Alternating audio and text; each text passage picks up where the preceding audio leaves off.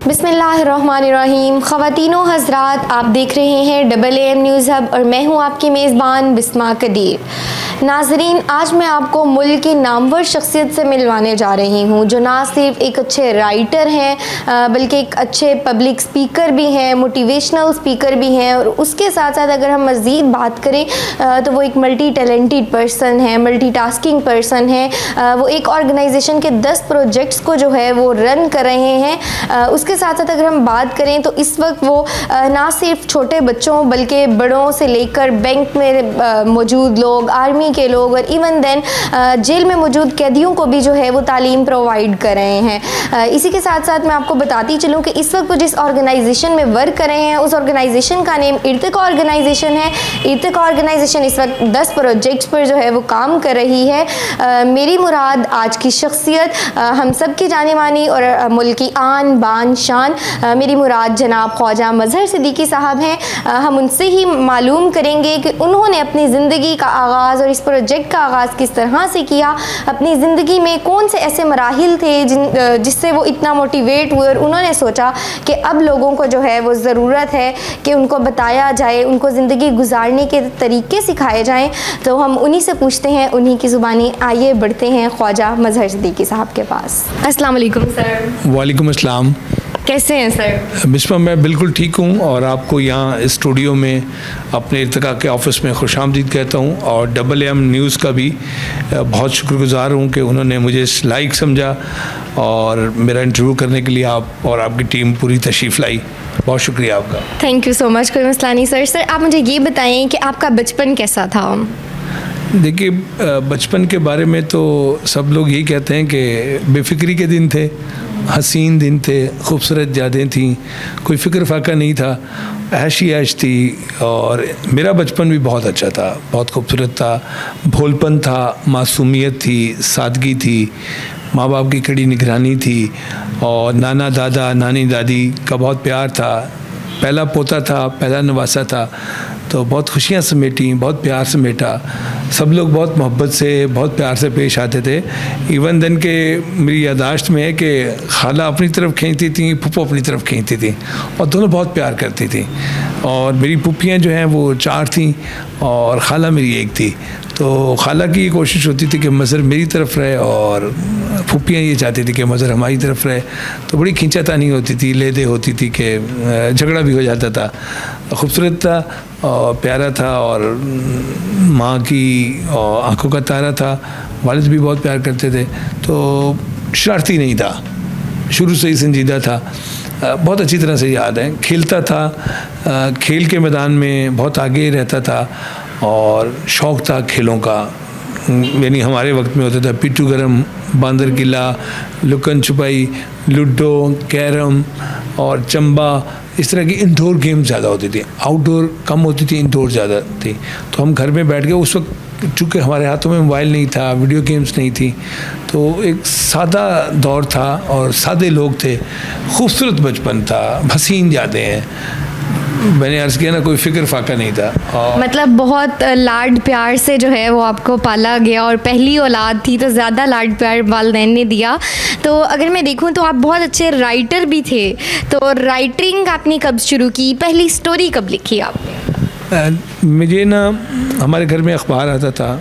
आपको तो शायद पता भी नहीं अखबार क्या चीज़ होती है, आजकल के बच्चों को तो बिल्कुल नहीं पता। तो मैंने कल भी कहीं लिखा और बताया है कि हम अखबार का ऐसे इंतज़ार करते थे कि जैसे आपको पता हो कि मुझे ईदी मिलनी है और ईद का दिन आना है, तो आप कितनी बेकरारी से, बेचैनी से, इस्तराब से, शिद्दत से आप उसका इंतज़ार करते हो। ईद आएगी, ईद का दिन आएगा, ईदी मिलेगी। हम रोज़ाना हॉकर का इंतज़ार करते थे। वो अखबार फरोश था, वो साइकिल पे आता था, उसने वो ढेर आगे पीछे रखा हुआ होता था, तो हमारे घर का अखबार देता था। तो ये बचपन से रीडिंग हैबिट डेवलप हुई। और हमारे जो बड़े थे वो, मैं अब इस राज को समझ पाया हूँ कि मेरे दादा मुझे क्यों कहते थे अखबार पढ़ के सुनाओ। असल में वो हमारी रीडिंग स्किल डेवलप कर रहे थे, रीडिंग हैबिट को प्रमोट कर रहे थे। तो हम वो ये अपनी ऐनक का बहाना कर लेते थे कि यार मेरी ऐनक नहीं, मुझे अखबार सुनाओ, मुझे दिखाओ क्या लिखा हुआ है। तो हमारी जो वोकैबुलरी है, जो अल्फाज का ज़ख़ीरा है, वो हमें वहीं से मिला। हमें वक्त की ज़ुबान जो है वो सीखने को मिली। وقت کے الفاظ وہ سیکھنے کو ملے، اور ہم اس اخبار کو پڑھتے پڑھتے لکھاری بن گئے۔ آپ کو شاید پتہ ہو کہ ہر اخبار میں بچوں کے ایڈیشن ہوتے ہیں، ان ایڈیشنز میں ہم بچوں کے لیے کہانیاں ہوتی ہیں، تو ان کہانیوں کو ہم پڑھتے تھے اور پھر اس میں خط لکھتے تھے، اور خط جو ہے انعامی ہوتا تھا، وہ اصل میں اس ایڈیشن پر تبصرہ ہوتا تھا، تو میں اس طرح لکھتا تھا اور تبصرہ چھپتا تھا۔ تو اسی طرح میں نے اپنی زندگی کی، جو آپ کا سوال ہے، پہلی کہانی 1983 میں لکھی، 1983 میں، اور اس کا نام سفید بطخ تھا۔ اور یہ بھی بتاتا چلوں کہ میں نے ابتدائی 4 جماعتیں جو ہے، 4 گریڈز جو ہیں، وہ اپنی ماں سے پڑھے تھے۔ میری ماں برتن دھو رہی ہوتی تھیں، کپڑے دھو رہی ہوتی تھی، گھر کا کام کاج کر رہی ہوتی تھیں، تو وہ مجھے ساتھ بٹھاتی تھی اور مجھے پڑھاتی رہتی تھی۔ تو میں میتھ، اردو، انگریزی نہیں ہوتی تھی اس وقت، انگریزی سے ABC سے واسطہ جو ہے، بڑی ABC چھوٹی ABC، وہ 6ٹھی جماعت میں پڑھا جب ہم اسکول میں داخل ہوئے۔ اس سے پہلے انگلش زبان نہیں تھی، انگریزی ABC نہیں، بالکل نہیں ہوتی تھی۔ تو جب میں 5ویں میں گیا، 1 سال کے لیے پڑھا اور میں 6ٹھی میں چلا گیا، تو وہ مجھے وہ سب کچھ آتا تھا جو اسکول میں پڑھایا جاتا تھا، یعنی اردو ہوتی تھی، میتھ ہوتی تھی، اور کاؤنٹنگ، بچی چند بنیادی چیزیں ہوتی تھیں، وہ مجھے آتی تھی۔ کہتے ہیں کہ جو زیادہ اچھا پڑھتا ہے وہی زیادہ اچھا لکھ سکتا ہے، تو جیسا کہ آپ نے بتایا کہ آپ اخبار پڑھا کرتے تھے، آپ کی ریڈنگ سکلز جو ہیں وہ ڈیولپ ہوئی، تو بالکل ایسے ہی ہے کہ جب ہم کوئی چیز زیادہ پڑھتے ہیں تو ہم اس سے زیادہ اچھا لکھ بھی سکتے ہیں۔ تو یہ تو ہو گیا آپ کے پڑھنے کا عمل اور آپ کی فرسٹ سٹوری، اس کے ساتھ آپ بولنے کا ہنر آپ میں کہاں سے آیا؟ دیکھیں، میں جب ہائی اسکول میں گیا تو وہاں ہر اسکول میں اب بھی اسمبلی ہوتی ہے، تو اسمبلی میں اسٹیج پر بڑا ایک پلیٹ فارم تھا، چبوترا جس کو آپ کہتے ہیں، وہاں بچے آتے تھے، تلاوت کرتے تھے، نعت پڑھتے تھے، پھر لپے آتی ہے دعا بن کے، بچے کی دعا ہے وہ ہوتی تھی، پھر اس کے بعد جو ہے وہ پھر قومی ترانہ ہوتا تھا۔ تو from the very first day I wish کہ میں وہاں جا کے کچھ پڑھوں۔ تو ہمارے جو PT ماسٹر تھے، ان کا نام لطیف صاحب تھا، وہ اندرون حرم گیٹ میں رہتے تھے، میں کئی بار ان کے پاس گیا، وہ میرا آڈیشن لیتے تھے اور مجھے ریجیکٹ کر دیتے تھے کہ آپ کی آواز اچھی نہیں ہے۔ پھر ایسا ہوا کہ ایک دفعہ تلاوت کے لیے کوئی بچہ نہیں تھا، تو انہوں نے مجھے کہا آ جاؤ، اور میں تلاوت کے لیے گیا تو مجھے نیچے آ جانا چاہیے تھا، میں چبوترے پہ ہی رہا۔ جیسے ہی بچے کی دعا ہوئی، قومی ترانہ ہوا، تو میں اس کا بھی حصہ بن گیا، مجھے شوق تھا، اور آج میں چڑھ گیا تھا، اور تو فرسٹ ڈے تھا کہ میں اسٹیج پہ آیا تھا اور مجھے سب لوگ دیکھ رہے تھے، تو میں نے کہا کہ یہ تینوں کام یہاں کر کے جائیں۔ تو پھر مجھے ایسے ہی جب 9th میں تھا، یہ 1987-86 کی بات ہے، تو فیئر ویل پارٹی دی ہم نے میٹرک کو، تب یہ تھا کہ اسٹیج پہ آ کے کمپیئرنگ کون کرے گا، تو 3 4 5 لوگوں کی، ہمارے استاد تھے اس وقت غلام رسول عباسی، میں اسلامیہ ہائی اسکول حرم گیٹ کا طالب علم رہا ہوں، تو انہوں نے مجھے پھر سلیکٹ کیا کہ آپ آئیں کمپیئرنگ کریں۔ تو وہ 86 کا سال تھا جب میں نے فیئر ویل کی، تو پھر میں ایز اے ڈبیٹر 2 سال اسکول کا ایک بہت اچھا طالب علم رہا۔ بین الاضلاعی مقابلہ جات ہوتے اسکولوں کے مابین، اس میں سے پھر بین الصوبائی ہوتے تھے مقابلہ پورے صوبے کا، اس میں بھی میں نے حصہ لیا۔ پوزیشن تو خیر میں کبھی بھی نہیں حاصل کر سکا 9th اور 10th میں، مگر میں ایز اے ڈبیٹر، جس کو کہتے ہیں دریافت ہو چکا تھا، کھوج، میرے استادوں نے کھوج نکالا تھا مجھے، اور میں ایز اے ڈبیٹر۔ پھر یہ کرتے کرتے اس میٹرک کے بعد میں نے لکھا بہت، میں نے 5 کتابیں لکھی بچوں کے لیے۔ پہلی کتاب جو تھی میری وہ نئی راہ تھی، دوسری دھرتی ماں تھی، تیسری بلندی کا سفر تھی، چوتھی پہلا قدم تھی، اور ابھی ریسنٹلی کہانی گھر کے نام سے میری 5ویں کتاب آئی، اور 6ٹھی جو ہے وہ زیر تکمیل ہے، زیر طبع ہے، وہ چھپ کر آ جائے گی۔ تو مجھے نا لکھتے لکھتے نا، میرے ایک استاد ہیں اختر عباس صاحب، انہوں نے مجھے کہا کہ مظہر صاحب آپ نہ تحریر کے آدمی نہیں ہیں، تقریر کے آدمی ہیں، آپ کو تقریر کرنی چاہیے، آپ تحریر میں بھی تقریر کر جاتے ہیں۔ تو مجھے یہ بات سمجھ آئی کہ مجھے تقریر کرنی چاہیے۔ تو آپ سمجھتی ہیں کہ اس وقت دنیا میں بڑی ڈیمانڈ ہے، اور جتنی یعنی کہ آپ یہ دیکھیں کہ بہت زیادہ پرومیننٹ ہو جاتا ہے جب آپ کھڑے ہو کے 200 لوگوں کو، 500 لوگوں کو پڑھاتے ہیں، سکھاتے ہیں، سمجھاتے ہیں، کچھ بتاتے ہیں، آپ لیڈرشپ پہ بولتے ہیں، پرسنل گروتھ پہ بولتے ہیں، پرسنالٹی ڈیولپمنٹ پہ بولتے ہیں، آرٹیفیشیل انٹیلیجنس پہ بولتے ہیں، AI پہ بولتے ہیں، ایموشنل انٹیلیجنس پہ بولتے ہیں، اسٹریس مینجمنٹ پہ بولتے ہیں، سکسیس پہ بولتے ہیں۔ تو پھر مجھے بھی اس طرح کا شوق ہو گیا، پھر اس شوق میں اب میں اسٹوری ٹیلنگ کرتا ہوں، اور پوری پاکستان میں جاتا ہوں، اداروں میں، فوج میں، پولیس میں، بینکس کو، کارپوریٹ کلچر کی جو کمپنیز ہیں، فارماسیوٹیکل کمپنی ہے، پیسٹیسائڈ کمپنی ہے، میں وہاں بولتا ہوں، پڑھاتا ہوں، ٹریننگ دیتا ہوں. اب میں اسی شعبے سے وابستہ ہو گیا ہوں اور یہ میرا پیشن تھا. دیکھیں، ایک ہوتا ہے پیشن، ایک ہوتا ہے پروفیشن. اگر آپ کا پیشن آپ کا پروفیشن بن جائے تو اس سے بڑی خوش قسمتی کوئی نہیں ہوتی. سر آپ تو رائٹر بھی بہت اچھے رہے اور اس کے ساتھ ساتھ آپ نے بتایا آپ ڈیبیٹر بہت اچھے رہے، تو یہ سماجی کارکن کا آپ کے ذہن میں خیال کہاں سے آیا؟ بہت اچھا سوال ہے بسما. اصل میں پاکستان میں کیا دنیا میں عالمگیر سطح پر کرونا آیا تھا 2019 میں، تو تب انسان خوف میں مبتلا ہو گئے تھے، لوگ ڈپریشن میں چلے گئے تھے، ٹینشن میں چلے گئے تھے، اور لوگوں نے بہت بڑی پریشانی کا سامنا کیا تھا. ہر شخص ڈرا ہوا تھا، سہما ہوا تھا، ہر شخص خوف زدہ تھا. لوگ گھروں میں سمٹ کے رہ گئے تھے. دکانیں، بازار، مارکیٹیں، ہسپتال، ہر جگہ پر تعلیمی اداروں میں سکوت چھا گیا تھا، جمود چھا گیا تھا. ایسے میں جب لوگ گھروں میں بیٹھے تو ان کو روزگار کا مسئلہ پیش آیا، تنخواہیں نہیں مل رہی تھیں. 2-3 سال پوری دنیا میں کرونا نے انسانوں کو ڈرا کے رکھا ہے، خوفزدہ کر کے رکھا ہے. ایسے عالم میں ہم نے سب سے پہلے راشن ڈسٹریبیوشن کا کام کیا. اس کو ہم نے نام دیا تھا ارتقا فیملی سپورٹ پروگرام. تو ہم نے ان لوگوں کو جو بے روزگار ہو گئے تھے، جو غریب لوگ تھے، ہمارے دیکھیں آپ جب کبھی کسی ہوٹل میں جائیں نا، کسی ریسٹورینٹ میں جائیں تو وہاں جگہ نہیں ملتی بیٹھنے کی، اور لوگ ایک ٹیبل پہ 4-4 5-5 ڈشیں پڑی ہوتی ہیں. یہ وہ چند ایلیٹ کلاس کے لوگ ہیں جس کو دیکھ کے آپ سمجھتے ہیں کوئی مہنگائی نہیں ہے، کوئی غربت نہیں ہے، کوئی پریشانی نہیں ہے. ایسے لوگ بھی ہیں جن کے پاس ایک وقت کا ہے، دوسرے وقت کا کھانا نہیں ہوتا. تو ہم نے ان لوگوں کو تلاش کیا. ہم نے جو ہاتھ پھیلائے پھر رہے تھے ان کو نہیں. تو جو مجبور تھے، بھوک میں مبتلا تھے، بیماری میں مبتلا تھے، معذور تھے، بیوہ عورتیں تھیں، مطلقہ عورتیں تھیں، گھروں میں کام کرنے والی ماسیاں تھیں، مکینک تھے، گول گپے کی ریڑھی والا، کلفی کی ریڑھی والا، لچھے بیچنے والا ہے، مرونڈے بیچنے والا، ہاں جی، آئس کریم بیچنے والا، جو چھوٹی چھوٹی ریڑھیوں پہ، سائیکل پہ کوئی چیزیں فروخت کرنے والا، کوئی برتن مٹی کے بنا کے فروخت کرنے والا. یہ محروم طبقہ ہے، غریب طبقہ ہے، دہاڑی دار طبقہ ہے، کھیت میں کام کرنے والا طبقہ ہے. ہم نے ان کو ٹارگٹ کیا. تو ہم نے روزانہ کی بنیاد پر 50-100 راشن دیے. اس زمانے میں، اس وقت میں، آج سے 5 سال پہلے وہ راشن ہمیں 2200-2300 روپے کا پڑتا تھا، جو آج 5000 کا پڑتا ہے. تو ہم نے گھروں تک پہنچایا. یعنی ہم نے یہ بھی نہیں کیا، کیونکہ لوگ ایک دوسرے سے ہاتھ بھی نہیں ملاتے تھے. تو یہ اس سے پھر ہمیں ہمارے اندر کا جو انسان ہے اس کو خوشی ہوئی.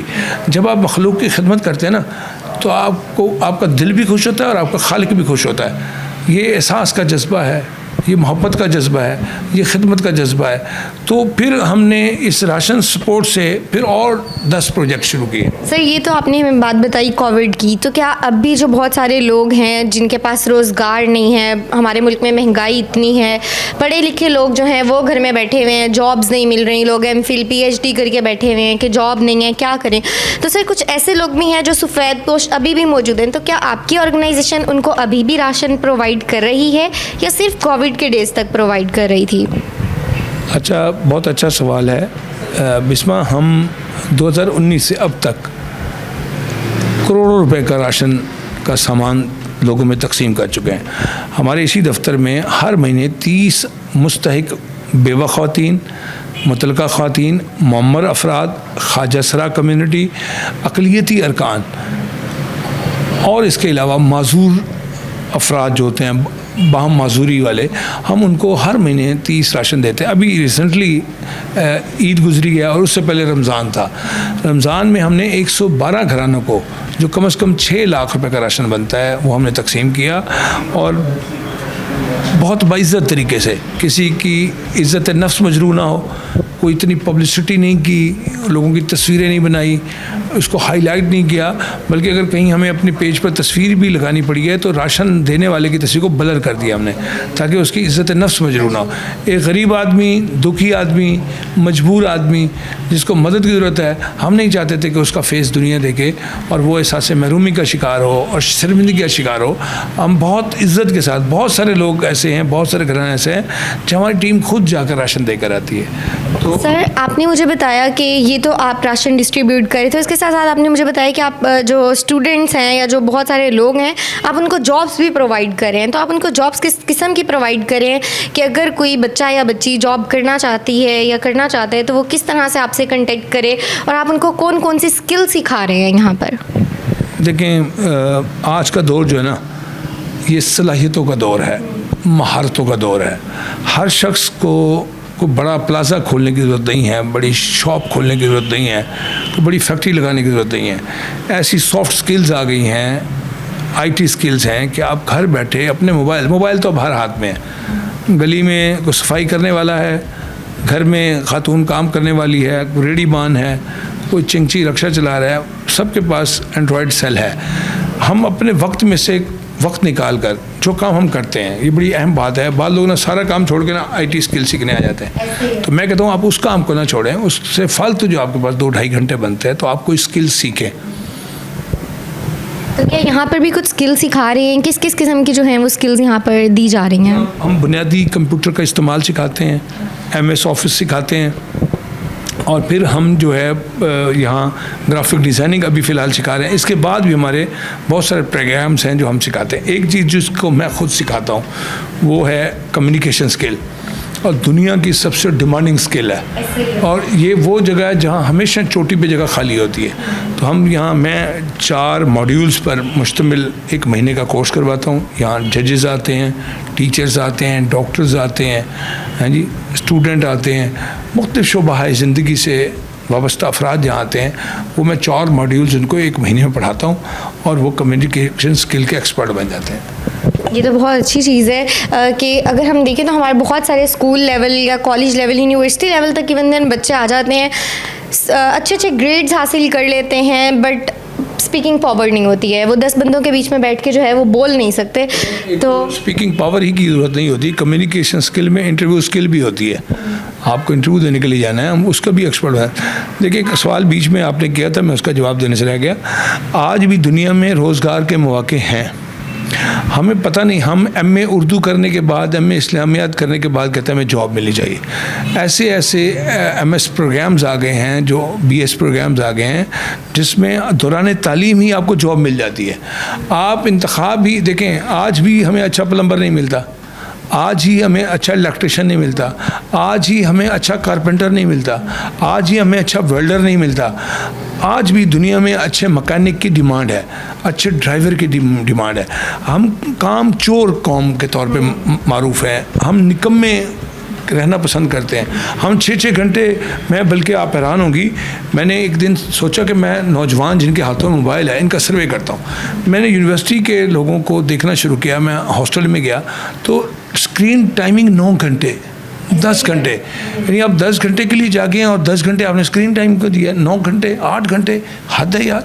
اچھا اس میں اسکرولنگ ہے، ہم نے ٹک ٹاک دیکھی ہیں، ہم نے انسٹاگرام پہ ویڈیوز دیکھی ہیں، ہم نے ریلز دیکھی ہیں، ہم نے کیا کچھ نہیں. بھائی آپ اس دوران مطالعہ کر سکتے تھے. آپ روزانہ 1 گھنٹہ مطالعہ کریں، آپ ایک اچھے کانٹینٹ رائٹر بن سکتے ہیں. آپ روزانہ یوٹیوب سے 1 گھنٹہ کوئی کسی ایک ٹاپک پر کلاس، آپ اچھے شیف بن سکتے ہیں. اور یوٹیوب پہ مواد موجود ہے، آپ کو گوگل سے رہنمائی مل سکتی ہے. آپ کو اپنے انٹرسٹ کے حساب سے، آپ کا جو ذاتی شوق ہے، دلچسپی ہے، پیشن ہے، آپ کے اندر کوئی مہارت پیدا کرنا چاہتے ہیں تو وہ سارا کچھ ہو سکتا ہے. ہم کرنے کے لیے تیار نہیں ہیں. تو روزگار کے مواقع موجود ہیں، سیٹیں بھی خالی ہیں، جگہیں بھی خالی ہیں، ویکینسیز ہیں. ہم کچھ کرنے کے لائق نہیں ہیں، ہمیں وہ کوالٹیز نہیں ہیں کہ آج کل کا جو بچہ ہے وہ کینٹین کے اوپر آپ کو بیٹھا ہوا نظر آئے گا، پارک میں بیٹھا ہوا نظر آئے گا، بٹ لائبریریاں جو ہیں وہ ہماری خالی پڑی ہوئی ہیں، بچے لائبریری میں موجود نہیں ہیں. تو قصور سارا والدین کا ہے، ان تعلیمی اداروں کا ہے جہاں بچہ پڑھتا ہے.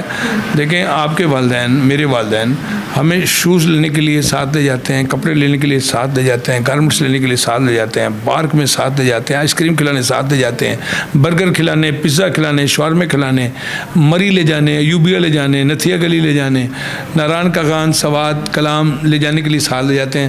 مجھے اپنی ایمانداری سے بتائیں، کبھی کسی بک شاپ پہ لے گئے، کسی بک کارنر پہ لے گئے؟ نہیں لے کے جاتے. اس لیے کہ وہ یہ سمجھتے ہیں کہ پہلے ہم نے کتاب نہیں پڑھی تھی، اب ان بچوں کو بھی کتاب پڑھنے کی ضرورت نہیں ہے. آپ دنیا بھر کا جائزہ لے لیں، تحقیق کر لیں کہ کتاب کی ان کے ہاں بڑی اہمیت ہے. وہ اگر ان کے ہاتھ میں موبائل ہے، اسکرین ہے، ٹیب ہے، کمپیوٹر، وہاں بھی کتاب پڑھ رہے ہیں. یعنی میں نے سفر کیے ہیں مختلف ممالک کے، میں نے وہاں دیکھا میرے ساتھ بیٹھے ہوئے بس میں افراد جو ہیں، خواتین جو ہیں، وہ اخبار پڑھ رہے ہیں، وہ ٹیب پہ وہ بک میں ریڈنگ کر رہے ہیں. ہمارے ہاں یہ قصور ہمارے بڑوں کا ہے جنہوں نے بچوں کو کتاب سے دور کر دیا. کتنا مہنگا صوفہ سیٹ ہم گھر کے لیے لے آتے ہیں،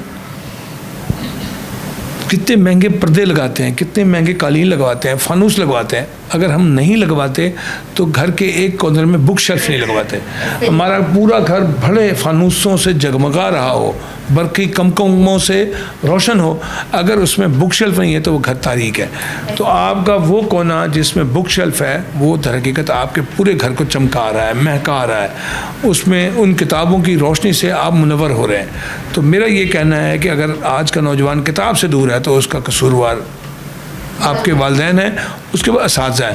اسکولوں میں لائبریریاں ختم ہو گئی ہیں، اگر ہیں تو تالے پڑے ہوئے ہیں، تالوں کو زنگ لگا ہوا ہے. بچوں کے لیے کوئی پیریڈ ہی نہیں ہے کہ جس میں ہم بچوں کو، آپ کے تایا، چچا، پھوپھا، خالو، ممانی، پھوپھی، تائی، چچی، یہ آپ کو کتاب تحفے میں بھی نہیں دیتے. اب تو تحفے میں پیسے دے دیے جاتے ہیں یا پھر موبائل لے کے دے دیا جاتا ہے. ہمارے وقتوں میں ہماری نانیاں دادیاں ہمیں کہانیاں سناتی تھیں، رات کو بیڈ ٹائم سٹوریز ہوتی تھیں. اب نانی دادی کے ہاتھ میں ہی موبائل ہے. آپ ہوٹل میں کھانے کے لیے جائیں، ریسٹورنٹ میں لوگ آپس میں باتیں نہیں کر رہے، 7 لوگ ایک ہی ٹیبل بیٹھے ہیں، سب موبائل دیکھ رہے ہیں. آپ گاڑی کو دیکھیں، ملتان سے لاہور جا رہی ہے، ڈرائیور کے ہاتھ میں موبائل ہے اور جو 4 سواریاں بیٹھے ہیں ان کے ہاتھ میں موبائل. سب لوگ موبائل میں کھو گئے ہیں اور ٹائم ویسٹنگ کر رہے ہیں. موبائل کا بھی درست استعمال سیکھا ہی نہیں ہے. ہمیں موبائل سے سیکھ سکتے ہیں، یہ اکیڈمی ہے، یہ یونیورسٹی ہے، یہ عالمگیر ادارہ ہے، ہم اس سے بھی نہیں سیکھتے. تو کتاب سے دوری کی بہت ساری وجوہات ہیں، روزگار کے لیے آگے نہ بڑھنے کی بھی بہت ساری وجوہات ہیں، جس میں ذاتی کمی ہے، ذاتی دلچسپی کا فقدان ہے اور ذاتی محنت سے جی چرانے کا افسوس کا مقام ہے، اور کچھ نہیں کہہ سکتا. سر ہمیں کچھ ایسے آپ ہنٹس دیں یا ایسے آپ پوائنٹس دیں کہ جس سے ہماری جو نوجوان نسل ہے وہ کتاب ریڈنگ سکلز کی طرف جو ہے وہ زیادہ توجہ دے، بجائے اس کے کہ وہ فون لے کر بیٹھ جائیں اور اس کو اسکرولنگ کرتے رہیں.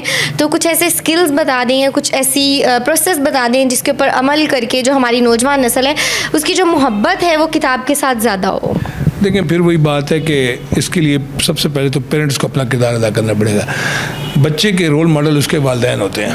آپ کہتے ہیں بچے نماز پڑھیں تو آپ انہیں کہنے کی ضرورت نہیں ہے، آپ خود نماز پڑھنے لگ جائیں گے. آپ کہتے ہیں بچے سچ بولے، آپ سچ بولنا شروع کر دیں، بچے سچ بولنا شروع کر دیں گے.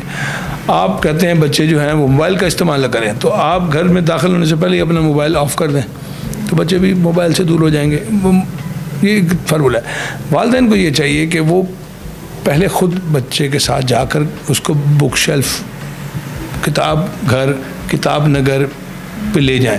نمائشیں لگتی ہیں، ہاں جی ایگزیبیشنز ہوتی ہیں، آپ ان کو بچوں کو لے جائیں، ان کو پھر ان کا انٹرسٹ دیکھیں. آپ کا انٹرسٹ ہے اسپورٹس، میرا انٹرسٹ ہے اسٹوری.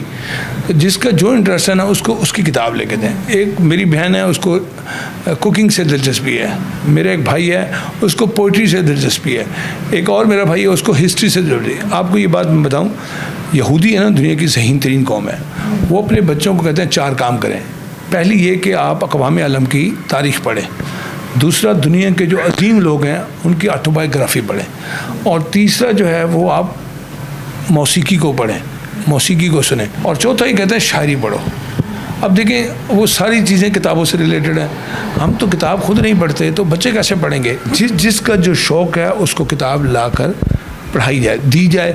اب اس میں ایک اور اضافہ جو کہ وہ عادی کیسے بنے، تو اس کے لیے کہ پہلے دن آپ کتاب لے کے بیٹھے تو آپ کو تو بور چیز نظر آئے گی، آپ کو دکھنے لگے گی. ابھی میں پڑھا تھا کہ یورپ کے ایک ملک میں وہاں بچوں نے 4 گریڈ میں آ کر کتاب دیکھی تو وہ اس کو حیرت سے دیکھتے رہے، چومتے رہے کتاب، کیونکہ وہ ٹیب پہ پڑھتے ہیں، اسکرین پہ پڑھتے ہیں، وہ لیپ ٹاپ پہ پڑھتے ہیں. تو انہوں نے وہ دیکھا کتاب، اور پھر ان کو پین دیا گیا، پھر ان کو نوٹ بک دی گئی. تو وہ کہتے ہیں بچے خوشی سے جھوم رہے تھے اور بڑی حیرت سے ان چیزوں کو دیکھ رہے تھے. وہ واپس پلٹ رہے ہیں. اور ہم تو ابھی ہمارے یہاں تو وہ ہر بچے کے ہاتھ میں لیپ ٹاپ ہے نہیں، کمپیوٹر ہے نہیں. کتنی بڑی آبادی ہے. آپ کی جو نوجوان ہیں وہ ملک کا 62% ہے، وہ تو کتاب کی طرف آتے ہی نہیں ہیں، وہ تو تعلیم کی طرف آتے ہی نہیں ہیں. 3 ساڑھے 3 کروڑ بچے، 2.5 کروڑ کہا جاتا تھا، جبکہ میں سمجھتا ہوں 3 साढ़े 3 करोड़ बच्चे स्कूल ही नहीं आते, ऐसे ही और कितने ही बच्चे हैं जो प्राइमरी के बाद, हाई स्कूल के बाद कॉलेज नहीं जाते, कई हैं जो यूनिवर्सिटी नहीं जाते। हमारे यहाँ तो तालीम और ख़वानदगी की शरह बहुत थोड़ी है, मगर जो हैं वो भी किताब की तरफ आएँ और वालिदैन उनको लाएँ, एक सफ़े से शुरू करें। हाय हाय अफसोस की बात तो ये, हम जो आसमानी किताब है उसको भी खोल कर नहीं देखते, हमने उसको घर में सबसे ऊंचा रखा हुआ है, तो ये दुनिया की किताब हम कैसे पढ़ेंगे? हम उलूम से, तालीम से बहुत दूर हैं बीबी। यहाँ हम जहालत के गढ़ों में धंसे हुए हैं, जहालत के दलदल में धंसे हुए हैं। किताब इंसान को रोशन करती है, मुनव्वर करती है, उसकी सोच को उजाला देती है, उसकी सोच को वुसअत देती है, वो गौर व फिक्र का आदी होता है। हम तो बहुत पीछे जा रहे हैं। मेरे एक दोस्त कहा करते हैं कि हमारे दादा कहते थे, उनके दादा, कि हम अभी बड़ी कौमों से 1200 माह पीछे हैं। ऐसे ही है। जी, तो आपने बहुत अच्छी गुफ्तगू की और बहुत अच्छा जो है हम ऑडियंस को बताया कि वो रीडिंग स्किल्स को किस तरह से प्रमोट कर सकते हैं। तो यकीनन इसके अंदर वालिदैन हैं, उसातिज़ा कराम हैं, वो बहुत अहम किरदार जो है वो अदा करते हैं। तो सर, इसी के साथ साथ हम अपनी वीडियो का इख्तिताम करते हैं। मैं मुख्तसर आखिर में ये कहूँगी कि आप हमारी आज की ऑडियंस को क्या पैगाम देना चाहेंगे? देखिए, मैं उम्र के इस हिस्से में भी नहीं हूँ कि मैं बच्चों को, जवानों को पैगाम दूँ। मैं तो ख़ुद अभी सीख रहा हूँ और रोज़ाना कुछ नया सीखता हूँ। मैं सिर्फ लोगों से यही कहूँगा कि आप अपने आने वाले कल को महफूज बनाएं, बेहतर बनाएं। अच्छा इंसान वो है जो हमेशा अच्छा होता है, जो कभी कभी अच्छा हो गया ज़्यादातर गुस्से में रहता है, नफ़रत करता है। नहीं, ऐसे अच्छे इंसान बने और तालीम हासिल करें। और जो सच्ची बात है, ईमानदारी की बात यह है कि अपने आने वाले कल को आज से बेहतर बनाएं। रसूल सल्लल्लाहु अलैहि वसल्लम की हदीस भी है कि वो तबाह बर्बाद हो गया है जिसका आज उसके कल से बेहतर नहीं है। तो अपने आज को, अपने आने वाले कल को बहुत बेहतर बनाएं। पाकिस्तान का, अपने मज़हब का, दीन का नाम रोशन करें, अपने वालिदैन का नाम रोशन करें, बाकिरदार रहें। तो मैं समझता हूँ यही आज का बड़ा पैगाम है। शुक्रिया सर, बहुत बहुत शुक्रिया। जी, तो हमारी आज की वीडियो के लिए इतना ही। आप सब हमारे चैनल को लाजमी देखिएगा, सब्सक्राइब कीजिएगा। उसी के साथ अपनी मेज़बान बिस्मा कदीर को इजाज़त दीजिए। अपना ख्याल रखिएगा। मिलते हैं अगले प्रोग्राम में। वस्सलाम, अल्लाह हाफ़िज़।